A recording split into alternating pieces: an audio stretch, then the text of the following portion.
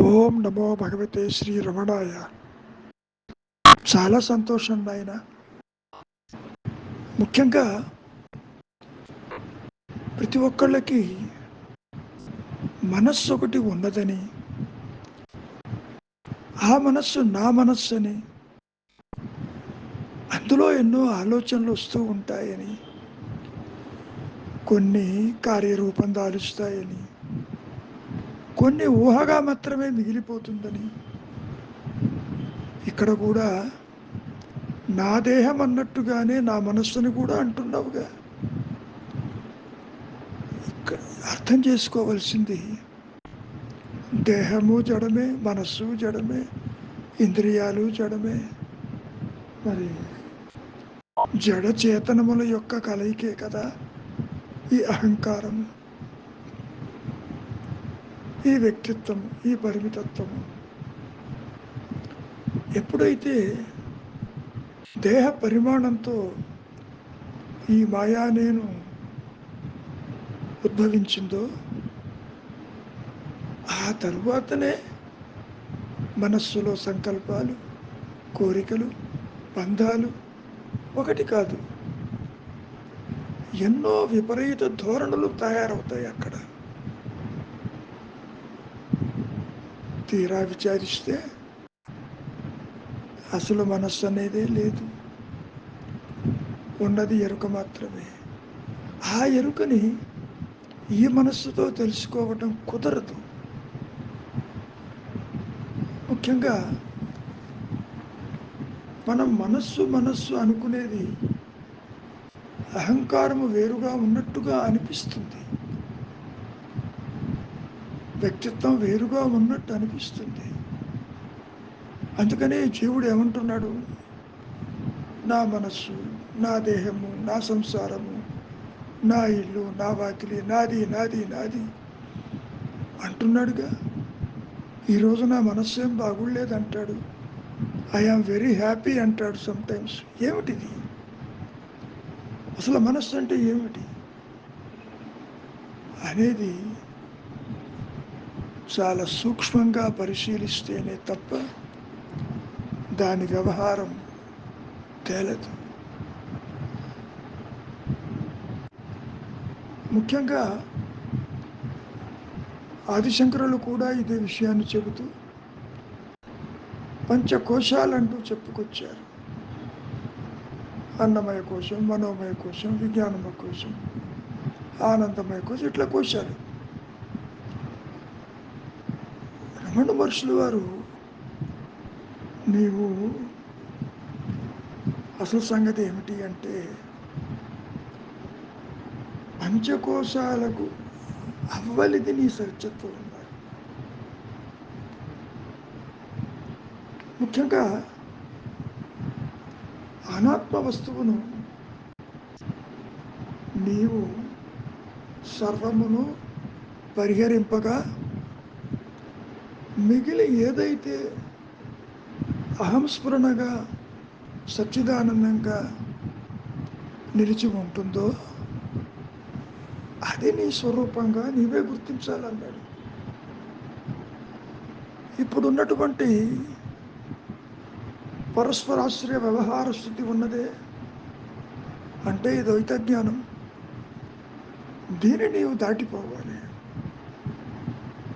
అక్కడ నీ సహజత్వమైన ఆత్మ మాత్రమే జ్ఞానమయంగా, స్ఫురణమయంగా అది ప్రకాశిస్తూ ఉంటుంది. ఆత్మకి భిన్నం ఏదీ లేదు. కానీ నీవు దేహాత్మబుద్ధితో ఉన్నావు. అందుకని అనాత్మ అన్నారు దీన్ని. ఆత్మకి భిన్నమైంది ఏదో దాన్ని అనాత్మగా నీకు చెప్పటం జరిగింది. అంటే దాని విషయం ఏమిటి? విషయీ విషయమును తెలియస్తున్నాడు.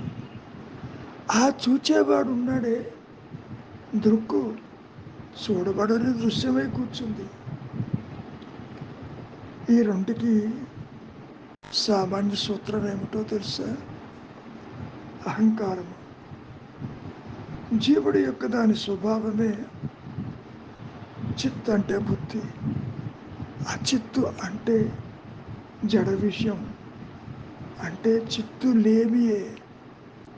జడంలో జ్ఞానం లేదు కదా.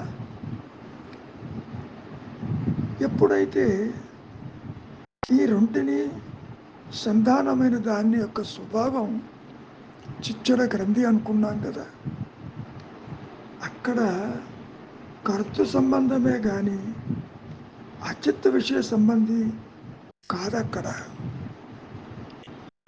దృశ్యమంతా నశించే వరకు దృక్కును వెతికితే దృక్కు సూక్ష్మం, సూక్ష్మతరము అయిపోతూ ఉంది. అప్పుడు కేవల పరిమాత్రం దుక్కు ఒక్కటే మిగిలి ప్రకాశిస్తుంది. దీన్నే మనం దృశ్య విలేవని కూడా చెప్పుకుంటాం.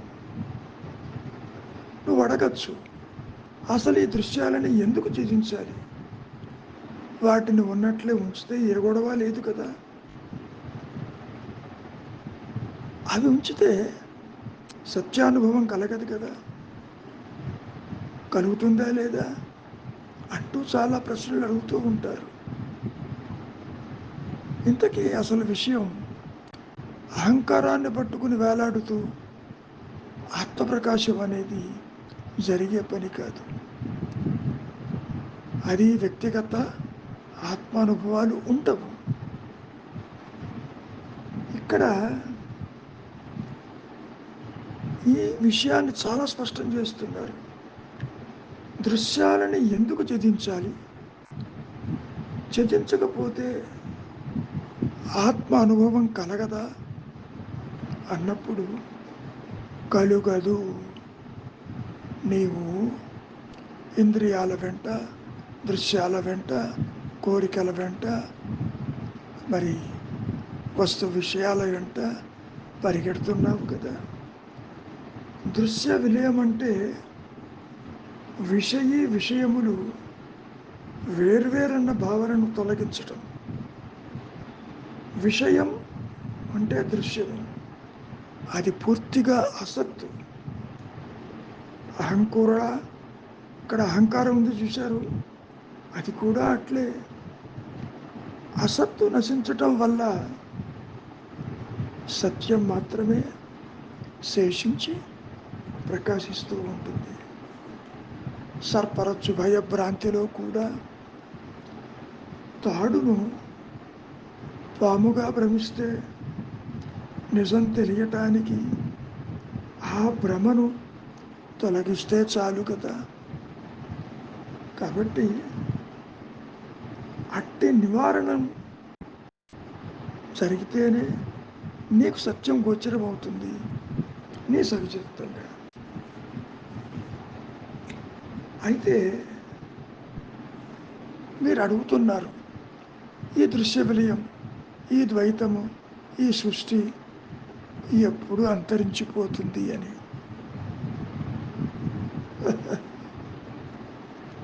ఇక్కడ నీకు మనస్సు అనేది ఒకటి ఉందని బాగా నమ్ముతున్నావుగా. వ్యవహారికమైనటువంటి ఈ మనస్సు లయమైతేనే కానీ దృశ్య విలయం పూర్తి కాదు. విషయములను ఈ రెంటినీ కూడా మనస్సే సృజిస్తుంది సుభా. ద్వైత భావం దానికి మూలము అదే. మరి ఆత్మ పరిచ్ఛిన్నమనే అపోహ కారణం కూడా అదే. అంత దుర్గతి ఆ భ్రాంతి బలమే కదా. మరి ఇంతకీ మనస్సు ఒకటి ఉన్నదని అనుకుంటున్నావుగా.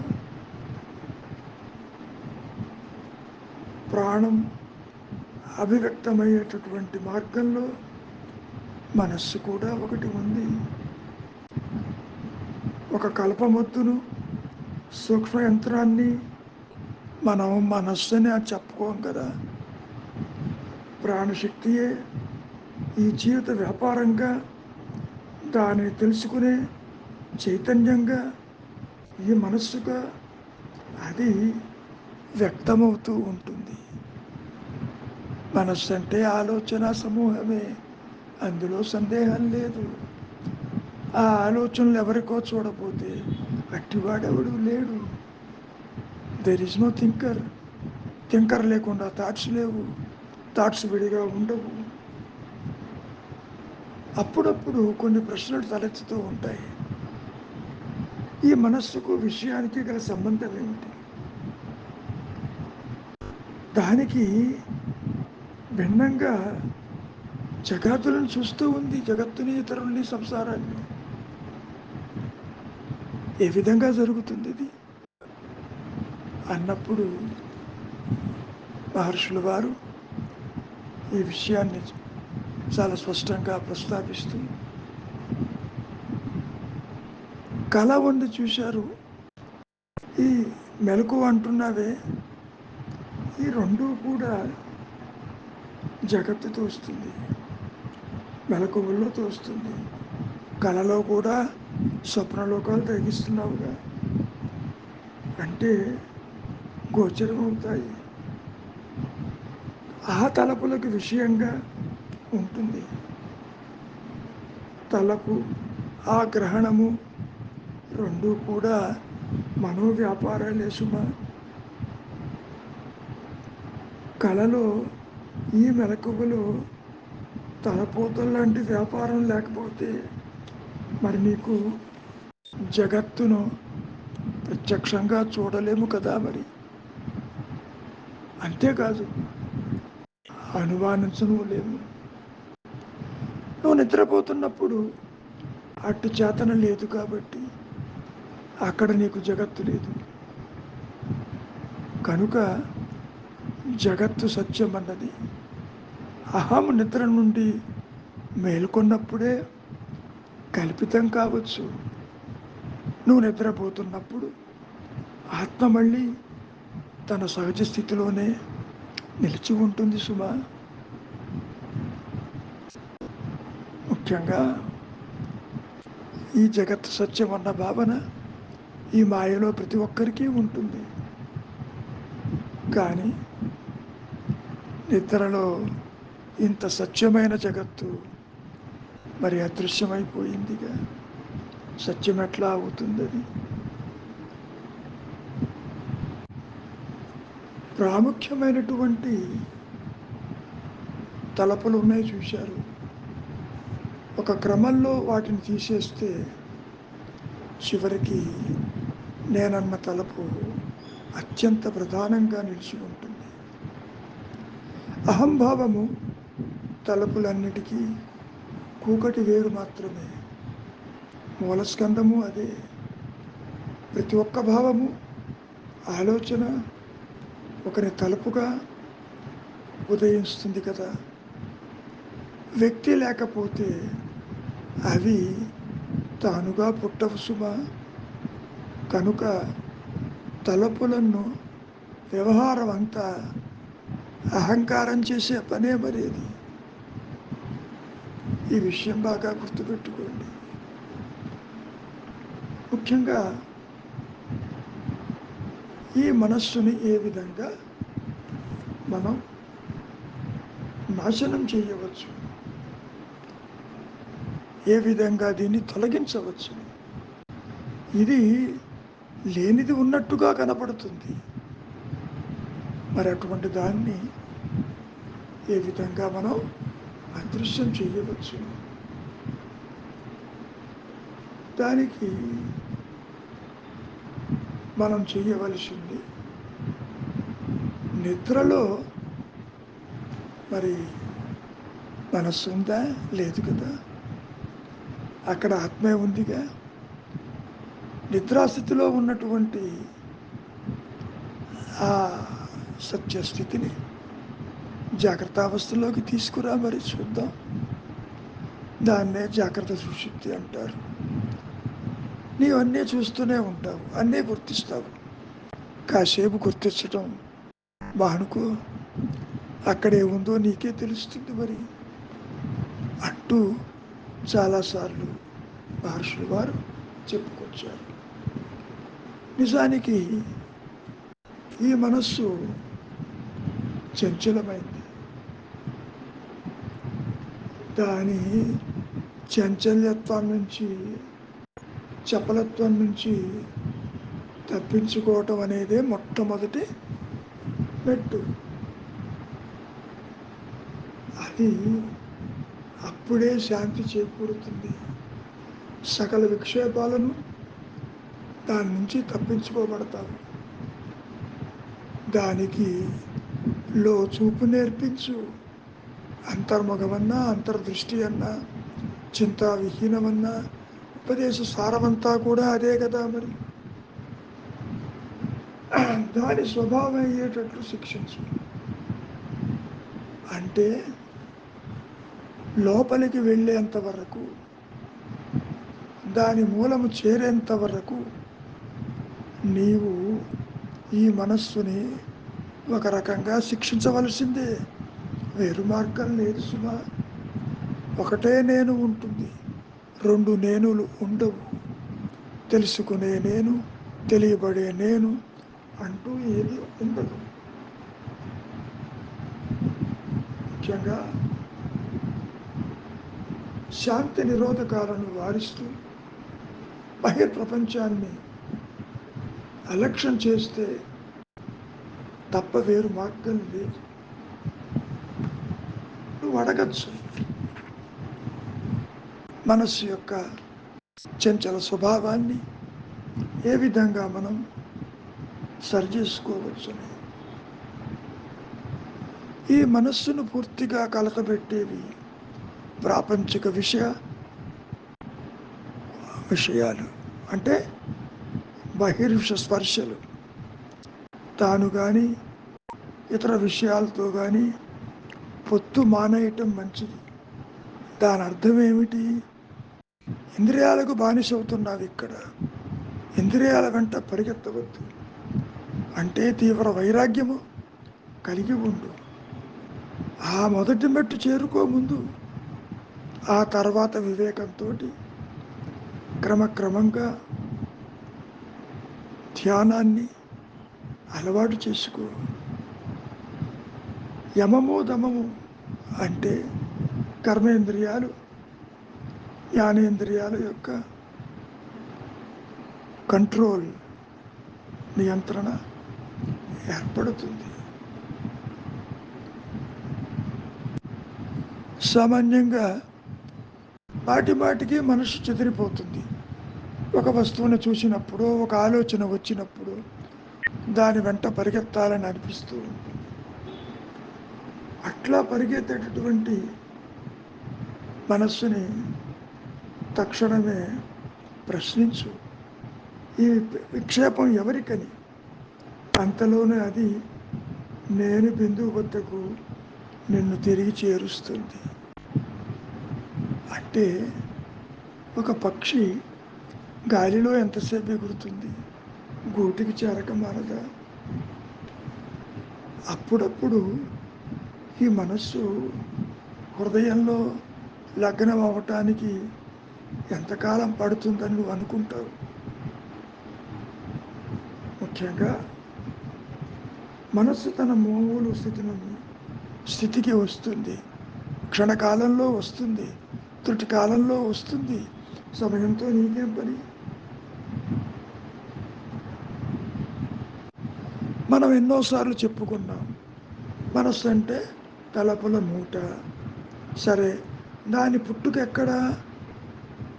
దాని మూలము ఆత్మ చైతన్యం నుంచే. ఇప్పుడు తాడు లేకపోతే పాము లేదు కదా. తాడు పాము కాలేదు.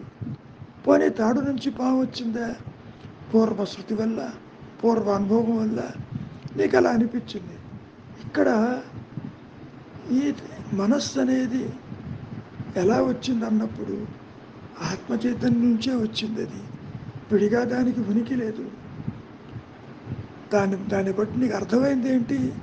తలపులు పూర్తిగా అసత్యములు, అవి నిజం కాదు. ఆత్మ ఒక్కటే ఏకైక సత్యము అనేది నీవు గ్రహించు. ఒక రకంగా తీసుకుంటే శాంత స్వభావమే నీ సహజత్వం. నీవుగా శాంత స్థితికి భంగపెట్టేది ఏదో తెలుసా? నీ మనస్సే. మన అన్వేషణ అంతా కూడా మనస్సులోనే జరగాలి, మనస్సుతోనే జరగాలి. మనస్సునే శోధించు, అది చివరికి మాయమైపోతుంది. అహంకారమన్నా, వ్యక్తిత్వమన్నా, మనస్సన్నా అంతా ఒకటే. ఇది అటు జడము కాదు, ఇటు చేతనత్వము కాదు. గతంలో ఉదాహరణ చెప్పుకున్నాం. ఒక వివాహ సమయంలో ఒకడు తారట్లాడుతూ ఉంటాడు. ఆడపెళ్లివారు మగ పెళ్లివారని వాడి మధ్యలో తిరుగుతూ ఉంటారు. ఆడపెళ్లివారు ఏమనుకుంటారు, ఇతడు మగ పెళ్లివారి తరఫున మనకెందుకులే అని. మగ పెళ్లివారు ఏమనుకుంటారు, ఇంత హడావుడి చేస్తున్నాడు, ఎవరై అబ్బాయి, ఆడపెళ్లివారి తరఫుగా వాళ్ళు అనుకుంటూ ఇద్దరు ఊరికే ఉంటారు. అప్పుడు ఈ మధ్యవర్తి ఎటు కానివాడు రాజ్యమేలుతాడు. అక్కడ ఎవడో ఒకడు నిలదీసి అడిగితే గాలికి బుద్ధి చెబుతాడు.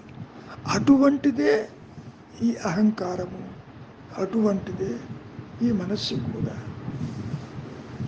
అయితే బుద్ధి అంటున్నవి మరి మనస్సులో విభాగమే కదా. మనోబుద్ధి చిత్త అహంకారాదులు ఉన్నాయి కదా. ఈ బుద్ధి ఆలోచించే, వివక్షించే శక్తి కలిగి ఉంటుంది. ఇవన్నీ ఉత్తమ మాటలే అనుకో. అహంకారము, మనస్సు, బుద్ధి అన్నీ దానికి పేర్లు. ఎవని మనస్సు, బుద్ధి ఎవడిది? ఇవన్నీ కూడా ఆమెకే, వ్యక్తిత్వానికే. మరైతే దేహాత్మబుద్ధి జనించిన, ఆ కర్తృత్వము కలిగిన వ్యక్తి ఉన్నాడేమో చూడు. మరి అది నిజమా కాదా?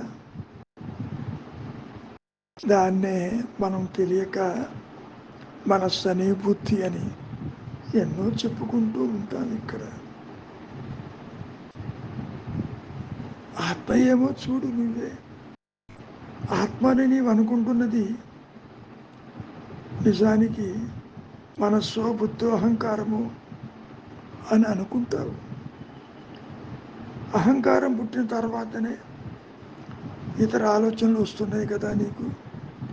కాబట్టి నీవు నిజమైన నేనును లంకించుకోవాలి. దీని వెంబడి పరిగెత్తవద్దు. ఎప్పుడైతే వేరు తలపులు నశించిపోతాయో మరి అక్కడ మిగిలి ప్రకాశించేది ఆత్మే కదా. మరో సందర్భంలో ఎన్నో ప్రశ్నలు అడుగుతూ ఉంటారు మహర్షులు వారిని. అందులో ఈ మనస్సును స్వాధీనపరుచుకునేది ఎట్లాగూ, దాన్ని నశింపచేసేది ఎట్లాగూ, కనీసం దానిని నియంత్రించేది ఎలాగూ అని అడిగినప్పుడు మహర్షులు వారు ఎప్పుడైనా దొంగ తానై పట్టుబడతాడా? మనస్సు తనకు తానే చిక్కున, మనస్సు తానే తన్ను వెతికి పట్టుకోదు. అది అయ్యే పని కాదు. సత్యాన్ని గణించక నీవు అయథార్థమైన మనస్సునే పట్టి వేలాడుతున్నావు కాబట్టి ఆ విధంగా అది ప్రవర్తిల్లుతుంది. అది ఉందేమో నీవే కనుక్కోవాలి, నీవే ప్రయత్నం చెయ్యాలి. అది దానంతటది వెతికి నష్టమవుతుందా, ఇష్టపడుతుందా? పడదు కదా.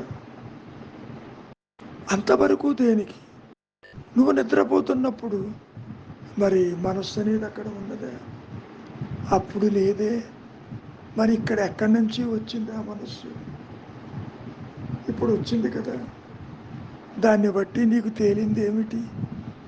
మనస్సు శాశ్వతం కాదు, కనపడిపోతుందనేగా. మనస్సును నీవు కనుగొగలవా? అసలు మనస్సు నీవు కాదు కదా.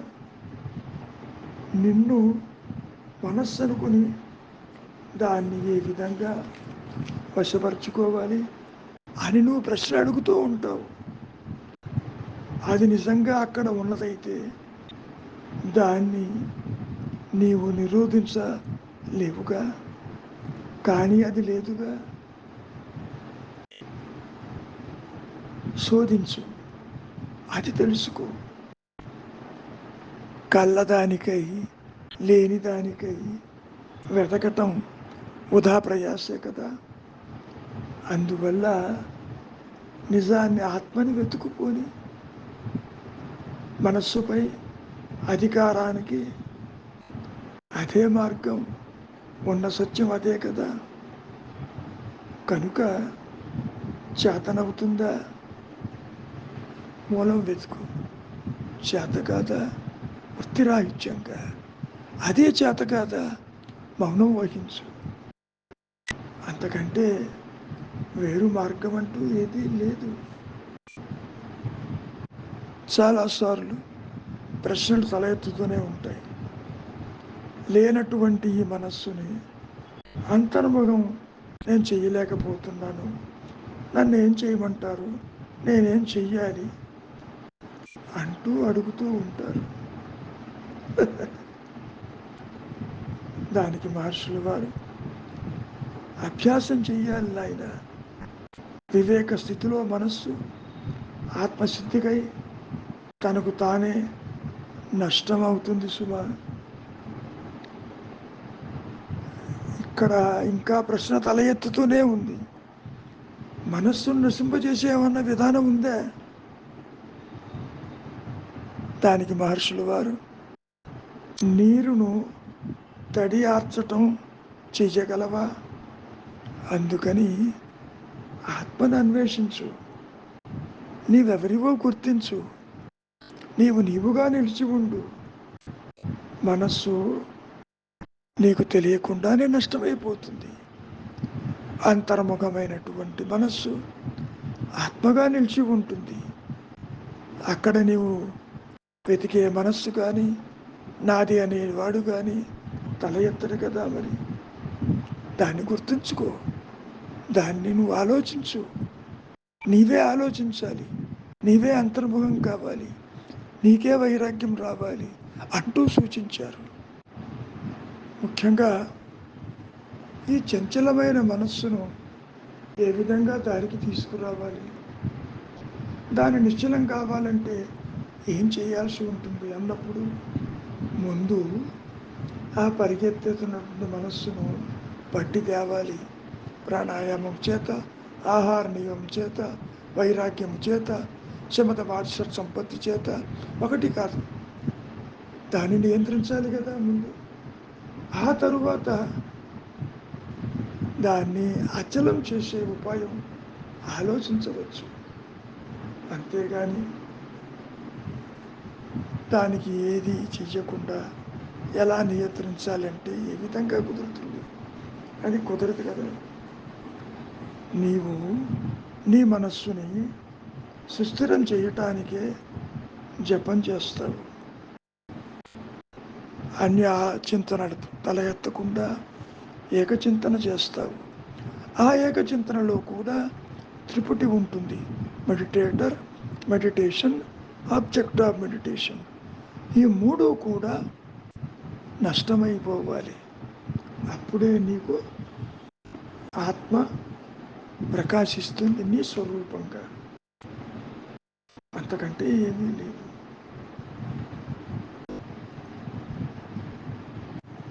మనం ఎన్నోసార్లు చెప్పుకున్నాం, మనస్సు అంటే తలపుల మూటేను. తలపోసేవాడు ఉంటేనే తలపులు తల ఎత్తుతాయి. ఆ తలపోసేది ఎవరు? అహమికే కదా, వ్యక్తిత్వమే కదా, అహంకారమే కదా. ఎప్పుడైతే నీవు ఆ మూలాన్ని వెతుకుతావో మరిది అదృశ్యమైపోతుంది. అహమికన్నా మనస్సు అన్నా రెండు ఒకటే, విడిగా ఉండదు. అహమిక తలపులన్నిటికీ మూలము. దాని నుండే ఇతర ఆలోచనలు పుడుతూ ఉంటాయి. ఒక విషయాన్ని మనం బాగా గుర్తుపెట్టుకోవాలి. ఈ దైనందిక జీవితం వేరని, ఆధ్యాత్మిక జీవితం వేరని అనుకుంటూ ఉంటాం. నిజానికి ఈ దైనందిన జీవితము నిజస్థితికి దూరం కాదు సుమా. అది ఆత్మీయ జీవితము వేర్వేరు అన్న భావన ఉన్నంత వరకు నీకు చిక్కులు ఉంటాయి. ఆధ్యాత్మిక జీవనం సరిగా అర్థమైతే కార్యప్రవృత్తి జీవనం దానికి భిన్నం కాదని నీకే తెలుస్తుంది. మనస్సు ఒక వస్తువుగా ఎంచుతున్నావు. దానికై వెతికితే అది దొరుకుతుందా? లేదు కదా. మానసిక వృత్తుల మూలాన్ని వెతికి పొందాలే తప్ప వేరు మార్గం లేదు. ఉనికి లేని దాన్ని ఎలా పట్టుకోగలవు? లేదని తెలుసుకోవటమే. తలపుల సందడిలో ఆత్మ తెలియరాదు సుమా. ఆలోచనల వెంట పరిగెడుతున్నావు నీవు. ఆ పరుగు ఆపు, అంతర్ముఖంగా. అప్పుడు తెలుస్తుంది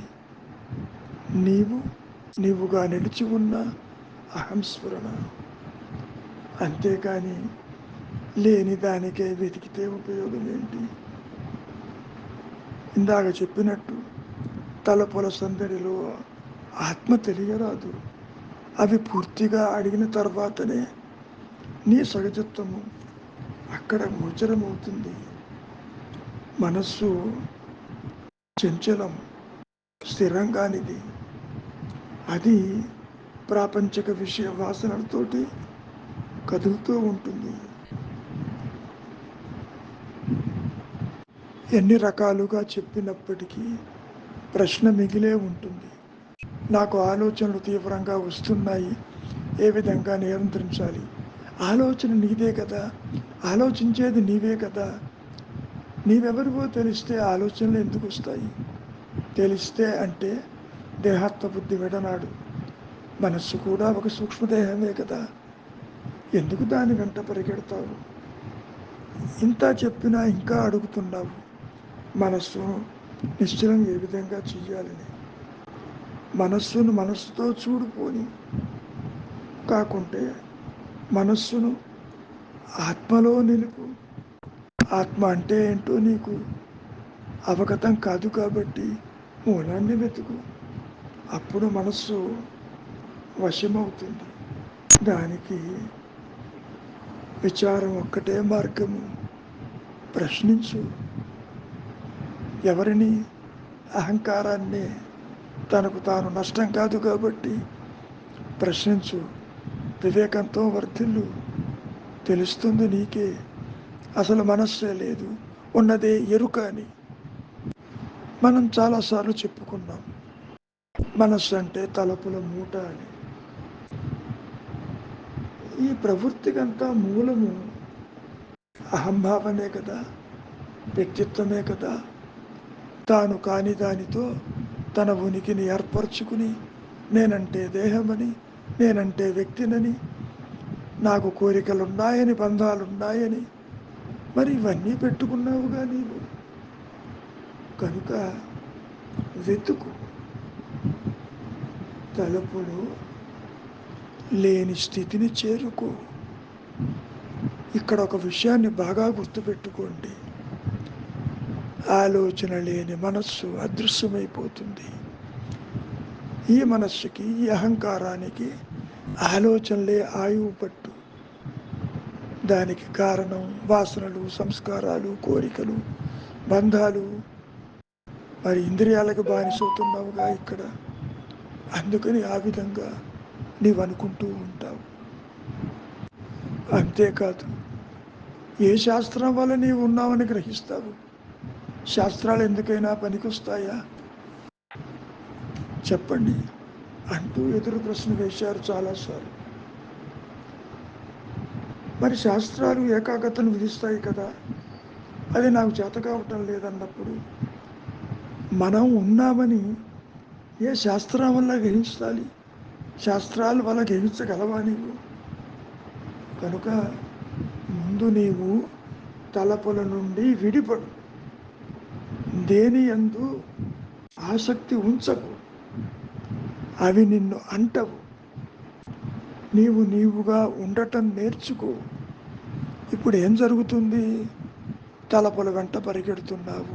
ఇది కావాలనో ఇది వద్దనో, దేహం గురించి, సంసారం గురించి, దీన్ని ఎలా పరిరక్షించాలని గురించి తాపత్రయపడుతున్నావు.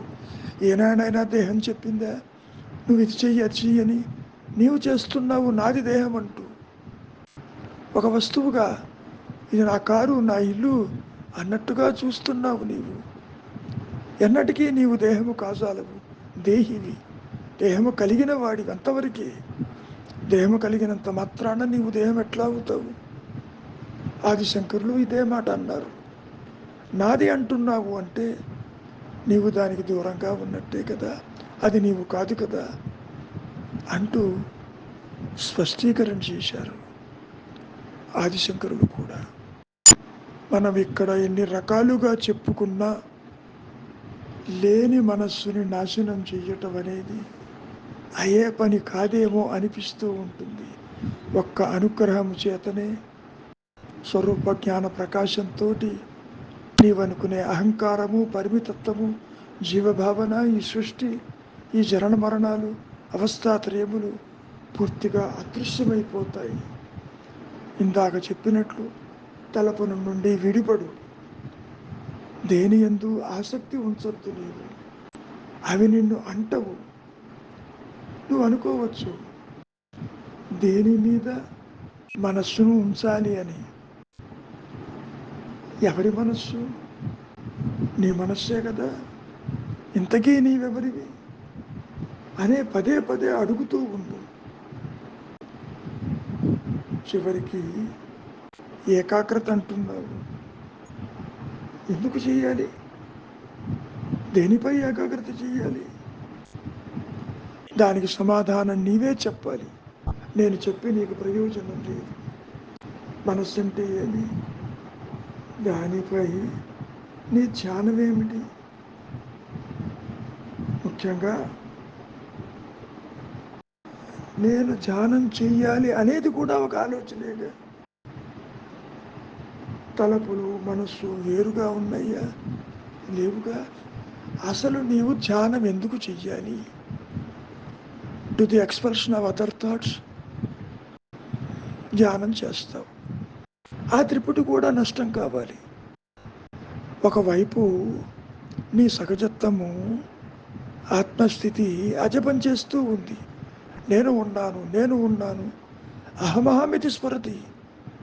మరి అటువంటి స్థితిని నీ ఆలోచనలు అడ్డుకుని నాకు తెలియటం లేదంటే నేనేం చెప్పమంటావు అంటూ మహర్షులు వారు స్పందించారు.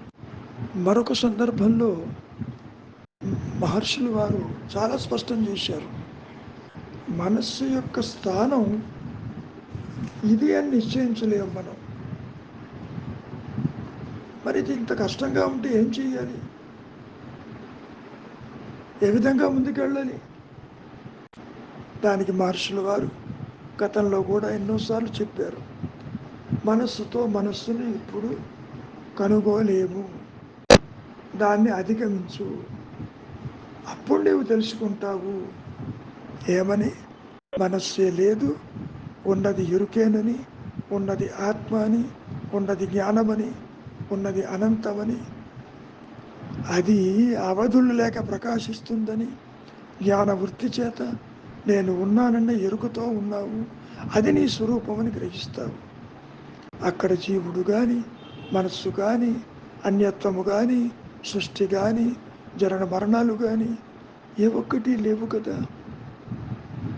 జ్ఞానులని అజ్ఞానులని మరి ఇవన్నీ నీ భావనలే కదా. ఇదంతా కూడా ఆ విద్య వల్ల కలుగుతుందని స్పష్టం చేయటం జరిగింది. ఇక్కడ నువ్వు అనుకోవచ్చు జీవాత్మనే వెతకాల. అవును, వెతకాలి. నీవు కానీ దానితో నీ ఉనికిని ఏర్పరచుకున్నావుగా. మనస్సు అన్నా, జీవాత్మ అన్నా, బుద్ధి అన్నా ఇవన్నీ కూడా అంతఃకరణకు వేరు మాత్రమే.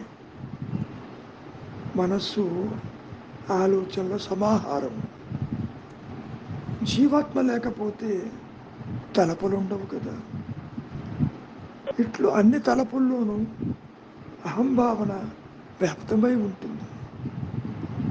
ఎప్పుడైతే నీవు ఈ అహం మూలం వెతుకుతావో తలపులన్నీ నశించిపోతాయి. అది ఇంకా బయటికి రాదు. కనుక నీవుగా నిలిచి ఉండటానికి ఒక్క మౌనమే శరణ్యం. మనస్సు చుట్టూరా నీవు పరిధిలు కట్టుకొని ఉన్నటువంటి ఒక చైతన్యమే ఇది కూడా. అసలు సంగతి ఏమిటి అంటే నీవు నిరవధివి, పూర్ణుడవు. నిన్ను పరిమితం చేసుకున్నావు, అంతకంటే ఏమీ లేదు. ఈ ఆవరణ అంటున్నావే, అది ఎవరికి అది లేదే.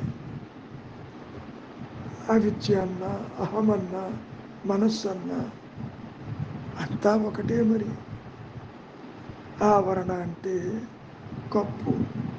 అది కప్పేదెవరు? పరిమితి ఆవరణ. అనంతమైన నీ స్వరూపాన్ని పరిమితమైన దేహాత్మ బుద్ధితో నీవు అనుకుంటున్నావు కాబట్టి అక్కడ ఆవరణ ఏర్పడింది. ఆ పరిధి దాటితే నీకు మరి ఏ ప్రశ్న తలెత్తదు. నీవుగా నిలిచి ఉంటావు. చాలాసార్లు మహర్షులు వారిని ఈ మనస్సును ఏ విధంగా నిగ్రహించాలి, అది ఉన్నదా అన్నప్పుడు నీవు అడుగుతున్నావు, బాగానే ఉంది. నేను అడుగుతున్నాను, ఆ మనస్సును నాకు చూపించమని. చూపించు, ఏం చెయ్యాలో అప్పుడు తెలుస్తుంది. నిజంగా చూస్తే మనస్సు ఆలోచన సమూహమే. ఆలోచన లేకపోతే మనస్సు అనేదే లేదు. కనుక ఆలోచన లేని స్థితికి రా. నీ తలపులు, కోరికలు ఆ మనస్సును ఉండే అంతర్భాగాలే కదా. కొత్త తలపులతో మనస్సు కిరిసిపోయి ఉంటుంది ఎప్పుడూ కూడా. కాబట్టి మనస్సుతో నాశనం చేయడం ఉండడం తెలివి తక్కువ పని. దాన్ని దాటిపో. మనస్సు యొక్క మూలం వెతికి పట్టుకో. అంతటా అది తానై మాయమైపోతుంది. రాజయోగంలో కూడా చిత్రవృత్తి నిరోధాన్ని యోగం బోధిస్తుంది కదా. నేను ఆత్మవిచారాన్ని మన్నిస్తానని అంటావు. ఏదైనా చెయ్యి. ఆలోచన లేని స్థితికి నీకు రాక తప్పదు.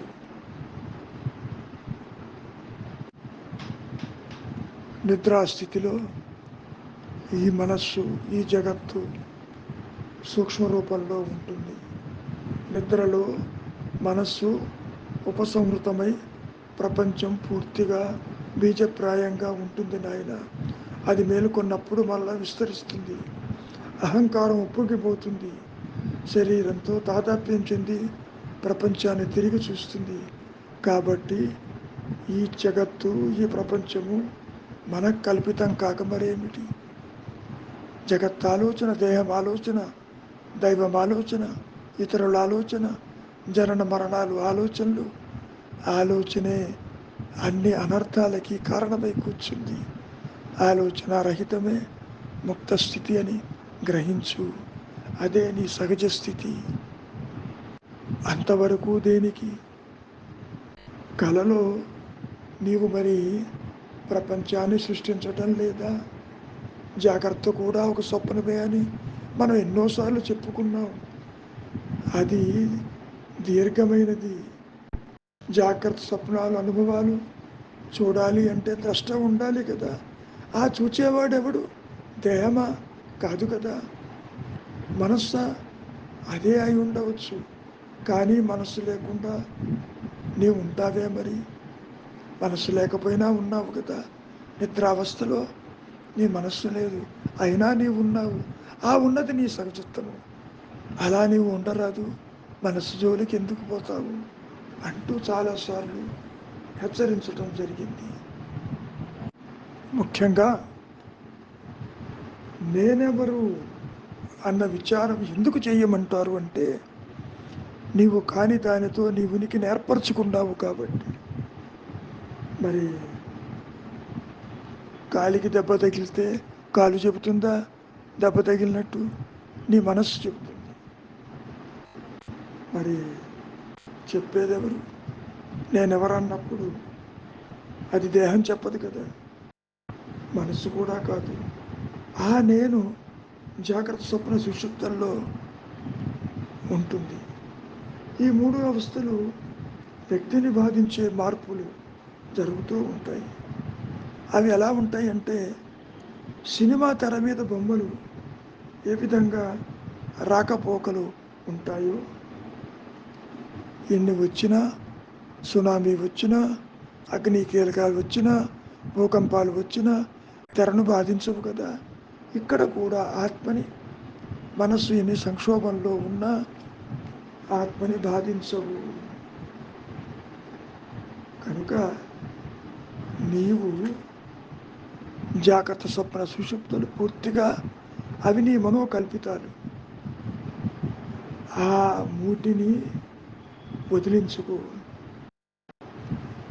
ఆత్మానుభవం అంటే కొత్తగా ఏదీ రాదు. ఇప్పుడు కూడా నీవు ఆత్మవేసుమా అది గుర్తించు. మనం ఎన్ని రకాలుగా చెప్పుకున్నా మౌనానికి మించిన సాధన లేదు. సాధన ఉందనుకుంటే మౌనమే సాధన. ఏ విధంగా అయితే ఒక సినిమాలో అగ్ని విజృంభణ, సముద్రము పొంగటము తెరని ఏమైనా చేస్తుందా, చెడు జరుగుతుందా? అదేవిధంగా ఆత్మ విషయం కూడా ఉంటుంది. మనోదేహాదులే తాను అన్న భావన దీనికి కారణం. దాని నుంచి ఎవరూ తప్పించుకోలేనంత పాతుకుపోయి ఉంది. ఇప్పుడు దేహాత్మ బుద్ధి ఆ విధంగా ఉంది. వివేచన దాన్ని కాదన్నా ఎవరు వినిపించుకోరు.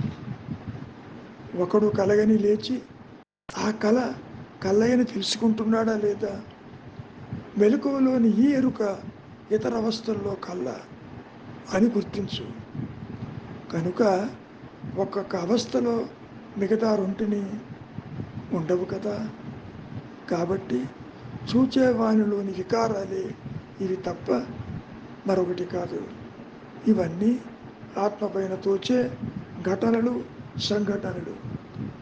ఆత్మ ఎంత మాత్రము చెక్కు చెదరదు, బాధితము కాదు. అంతేకాదు, చావు పుట్టుకలు కేవలం భావనలే. అది నీవు అంగీకరించవు.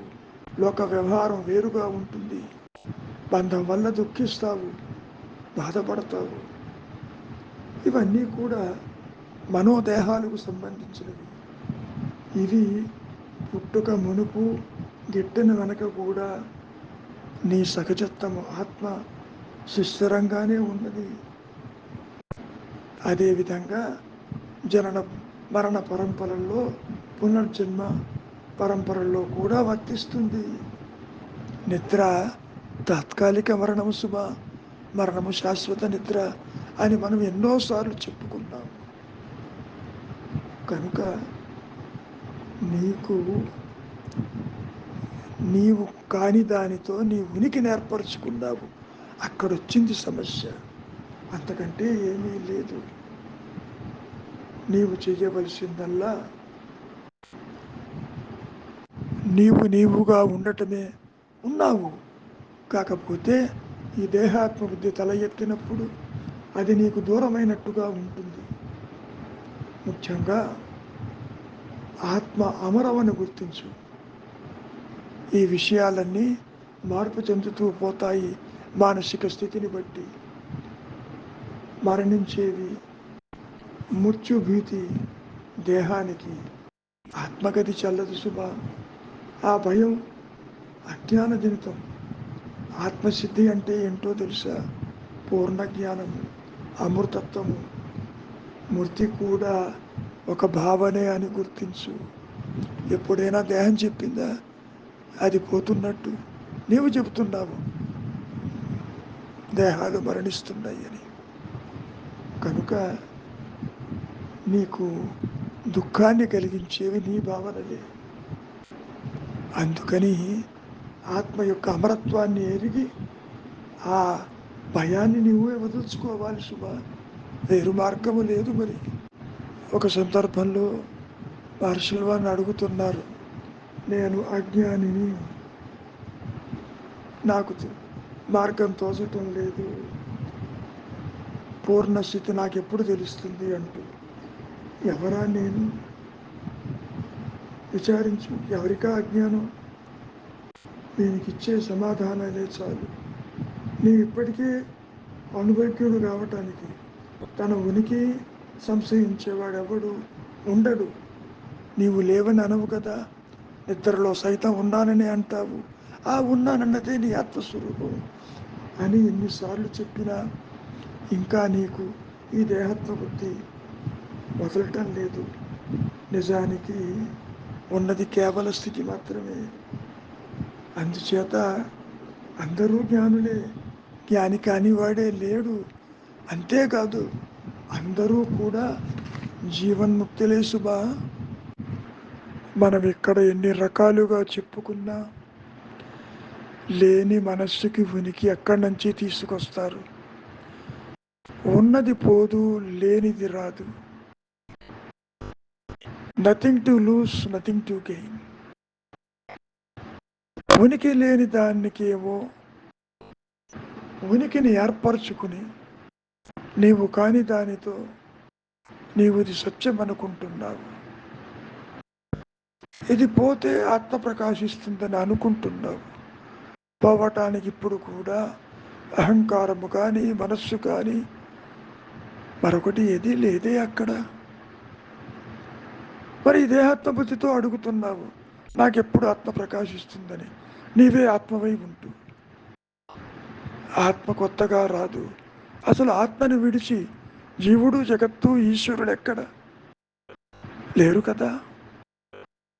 నీవు ఏ చింతన చేసినా, ఏ ఇంద్రియ వ్యాపారములతోటి లోకాలు దర్శించినా, మనస్సులో సంకల్పాలు తల ఎత్తినా ఆత్మను విడిచి ఉండదు కదా.